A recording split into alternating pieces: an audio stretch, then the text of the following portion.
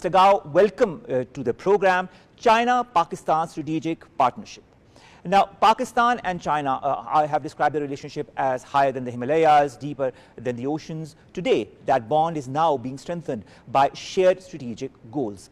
I'd like to understand something very important. This relationship that Pakistan and China have had that has stood the test of time in moments of isolation and pressure, how does Beijing evaluate Pakistan's role today as a reliable regional stabilizer at a time where geopolitical polarization is intensifying? Thank you very much. It's a great honor for me to be on your program, and I treasure this opportunity to speak to our brothers and sisters throughout Pakistan. China and Pakistan are truly ironclad friends. And our cooperation not only goes as high or higher than the Himalayas, our cooperation goes all the way to space. And as we speak, there is a Pakistani taikonaut being trained for a space mission to come. And I think this is just one demonstration of the scope and the depth of the cooperation and friendship between China and Pakistan. I would say there will be nothing that China will not do to help defend the Pakistani sovereignty and territorial integrity.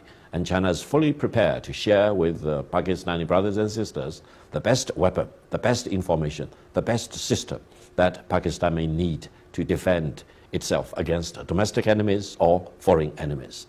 This is not only a commitment, this is something we are doing right away. And I hope through China-Pakistani friendship and cooperation, the ironclad commitment to each other, the South Asian region itself will be a more peaceful place, a place where the Pakistanis and all the other people can commit to peace and stability and development and promote regional cooperation and integration better. So there is a lot of things that China and Pakistan can work together.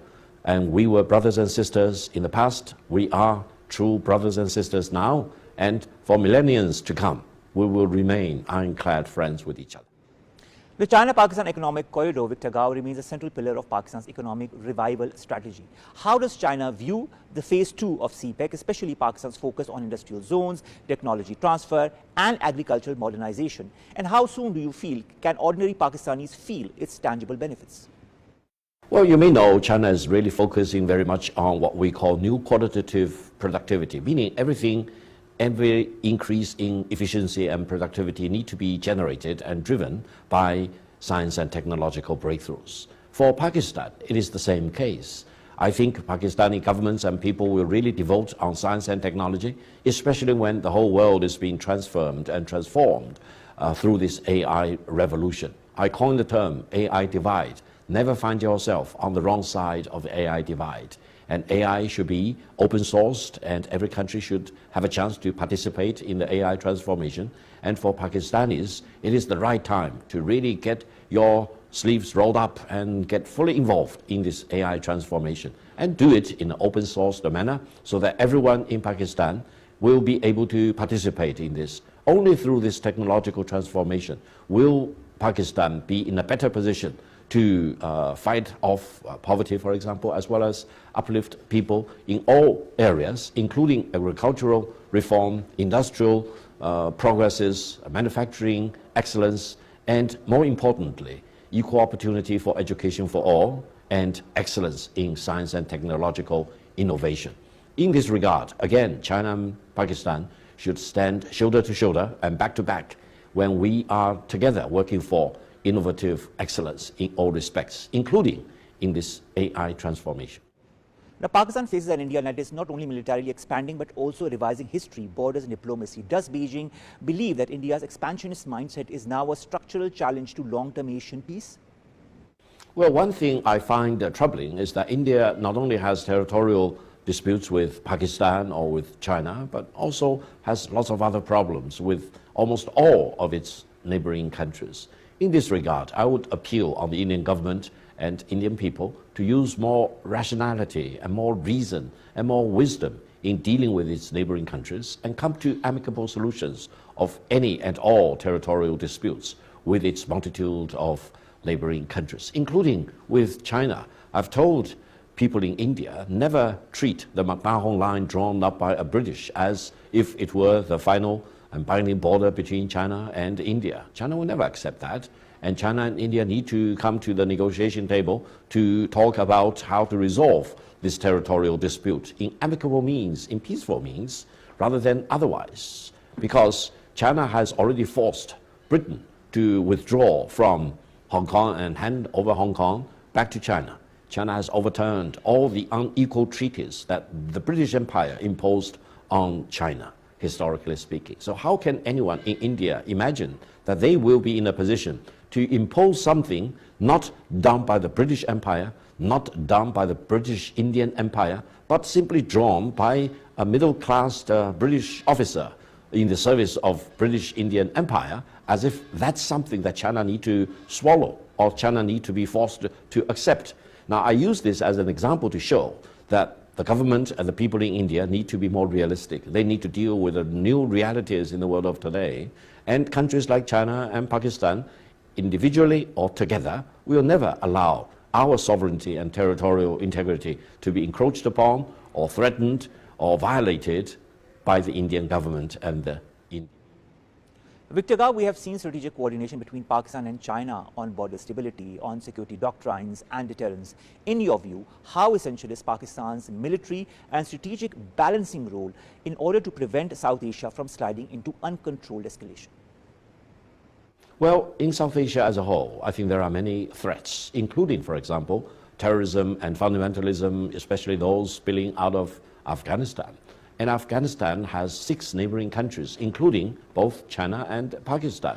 So I would urge that all the 6 neighboring countries of Afghanistan to come up with some collective framework so that we can deal with Afghanistan better and drive home the message that Afghanistan really needs to come up with a strategy for peace, stability, and good neighborly relations with all its neighbors, including Pakistan. And Afghanistan should never be allowed to become a cradle of violence, extremism, terrorism, spilling over in multiple directions, either into Pakistan, and I understand the Pakistani military and the government are dealing with the pressure points along the Afghan border, or into China's Xinjiang Autonomous Region. I think this whole region should be a better region if Afghanistan is more acclimated to peace and stability and development. And in return, all the 6 neighboring countries can join hands together in helping the people in Afghanistan to upgrade themselves, to improve their living standards, and make sure that no one in Afghanistan will be left behind. And the root causes of terrorism and fundamentalism in Afghanistan can be addressed once for all. All right, you talk of Afghanistan, Victor Gao. China has consistently supported Pakistan's right to defend itself against terrorism emanating from the Afghan soil. Now, how does, in your point of view, Beijing assess the willingness and the capacity of the interim Afghan government to control militant groups, particularly the TTP or the Fitna al-Khalij? Well, there is a framework involving China and Pakistan and Afghanistan in a tri-party discussion and negotiations. That tripartite framework hasn't been very effective, especially in preventing the armed conflicts around the Pakistani and Afghanistan border, which is unfortunate. But I don't think we should give up hope. I think China can really play good office roles for the benefit of peace and stability and development, not only for Pakistan, but also for Afghanistan, and also for the bilateral relations between Afghanistan and Pakistan, to make sure that this whole region will be freed from terrorism, fundamentalism, and radicalization, for example. And I truly believe all the neighboring countries of Afghanistan, including Pakistan on the one hand, China on the other hand, and the other 4 neighboring countries, should join hands together to make sure that the message of peace and stability and development will be driven home to the Taliban leadership in Kabul, and the whole country of Afghanistan will be transformed into a peaceful country, committed to maintaining domestic stability and international peace, living on equal terms with all its neighboring countries, and also really free itself from any elements of radicalization and extremism. That will make the Afghan people better and enable them to enjoy the benefits of modernization and industrialization and urbanization like people in all the other 6 neighboring countries are enjoying. And hopefully our region itself will be more peaceful and more stable for the benefit of all the people in this part of the world. Now, the TTP issue is not only a security threat, but a strategic threat to regional connectivity projects like the CPEC and Belt and Road routes into Afghanistan. What joint political pressure or regional guarantees do you feel could be realistically mobilized to change ground realities? Well, I'm always an optimist. When I look at Afghanistan, in the best case scenario, Afghanistan can really be a connectivity hub, linking from the east to the west, for example, from the Wakhan corridor in China all the way to Iran in the west, and then from north to the south, linking Central Asia through Afghanistan to Pakistan and then down to the Indian Ocean. In that capacity, Afghanistan can not only play such a useful traffic hub for all the neighboring countries and beyond, but also generate huge amount of profit and income for the benefit of the Afghan people. Now, how can you achieve that? You need to maintain domestic stability inside Afghanistan. And Afghanistan should no longer be generally taken as a haven for all kinds of terrorist groups. And Afghanistan should commit to stability at home, peace with its neighbors, and commitment to development as the hard truth. Now, that will involve sometimes a change of mentality, a change of looking at yourself as well as all your neighboring countries. But I think if the goal is to make sure the Afghan people will enjoy all the benefits, I truly believe the Afghan people will have no reason why not to promote peace and stability and development, and why not to engage with all the neighboring countries for peace and for prosperity with all. That is the challenge for Afghanistan. That is the challenge for all the 6 neighboring countries of Afghanistan, including Pakistan and China, and that is the challenge for this whole region. We need to do our homework to make sure that this part of the world will be a peaceful, stable region dedicated to development for the benefit of all the people in our region. Now, if Pakistan and China stay aligned in your point of view, Victor Gao, strategically, economically and diplomatically, as we've seen since the last few decades, what new regional order do you believe will emerge in the next decade? Well, according to my personal vision, this region should be peaceful and stable and committed to development. And this region as a whole, as well as in pockets of these regions, for example, inside Afghanistan, this region as a whole should be free from radicalization, extremism, and terrorism. And we need to come up with a scheme and a framework to root out the root causes of terrorism and radicalization. And I hope all the kids in this region will enjoy going to school. They will learn things. Boys and girls will go to school together. And there will be no reason to deny education to the girls inside Afghanistan or outside of Afghanistan. We need to come up with a minimum standard of governance for all the countries in this region. And on top of that, all countries in this part of the world should look at each other as an equal. No one should have unjustified territorial ambition against the other. No one should be justified in denying the integrity of sovereignty as well as territorial integrity to the other side. And this whole region being more integrated for the betterment of the people in this region should become a shining example of industrial excellence and innovative breakthroughs for the benefit of mankind as a whole. Victor Gao, how does China view the relationship between Pakistan and the US? Well, China will have no problem if Pakistani-American friendships are developed for their mutual benefit as well as for global peace and stability. So I think the Pakistani government and the people are sophisticated enough to handle this very carefully to achieve the best case scenario for Pakistan. That is better relations with the United States, continued friendship and solidarity with China. Now, economic technology access is the new battlefield. In your point of view, how can Pakistan and China work together to develop joint technological and digital capacity? Absolutely. I think the fact that China and Pakistan are jointly producing fighter planes is a good example of economic and technological cooperation between our two countries. And the fact that China is helping training a Pakistani taikonaut or cosmonaut is, again, a very important example. And the fact that Pakistan and China already cooperated with each other in the moon landing expedition, for example, and the extraction of the soil from the surface of the moon is another example. I hope such cooperation will be further expanded, and especially in the AI area, because, as I mentioned, don't be surprised if you never find yourself on the wrong side of the AI divide. And in this regard, because China's leading position in this AI transformation, I hope Pakistan and China will really close rank and share everything we can generate for the mutual benefit of our two countries. In addition, China is the leading manufacturing nation in the world. China's manufacturing output is larger than the combined amount of US, Japan, and EU together. That means by closely cooperating with China, Pakistan can really benefit from some transfer of sophisticated manufacturing capabilities.